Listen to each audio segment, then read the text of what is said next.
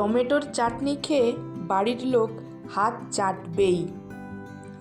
বাঙালির যে কোনো অনুষ্ঠানেই শেষ পাতে পড়ে টমেটোর চাটনি। টমেটো দিয়ে তৈরি এই বাঙালি পদ গ্রীষ্মকালে বা সারা বছরই খুবই জনপ্রিয়। আজ তাই রইল বাঙালির প্রিয় টমেটোর চাটনির পুরনো রেসিপি। নমস্কার, আমি ইন্দুমতি পরিবারের একটি নতুন ভিডিওতে আপনাদের সবাইকে জানাই স্বাগত। আজ বানাচ্ছি টমেটোর চাটনি।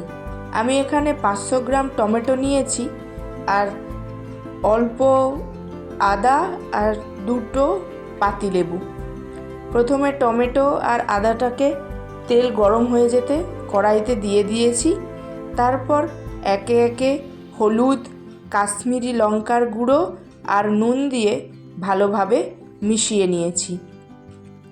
টমেটোটা গলে যাওয়ার পরে ওপর থেকে দিয়ে দিয়েছি চিনি। প্রথমেই চিনি দেব না, তাহলে টমেটোটা আর গলবে না, তাই শেষে চিনিটা দিয়েছি।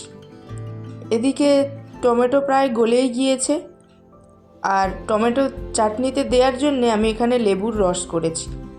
চাটনিটা ঠান্ডা হয়ে যাওয়ার পর লেবুর রসটা দিয়ে ভালোভাবে নাড়িয়ে নিচ্ছি।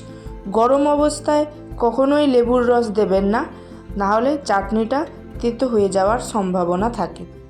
চলুন, একদম তৈরি হয়ে গিয়েছে অনুষ্ঠান বাড়ির টমেটোর চাটনি, কাজু কিশমিশ ছাড়াই। আপনারাও চাইলে এইভাবে বানিয়ে নিতে পারেন, স্বাদ হয় দুর্দান্ত।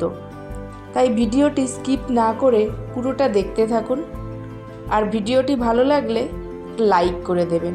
দেখা হবে খুব শিগগির পরের একটি নতুন ভিডিওতে।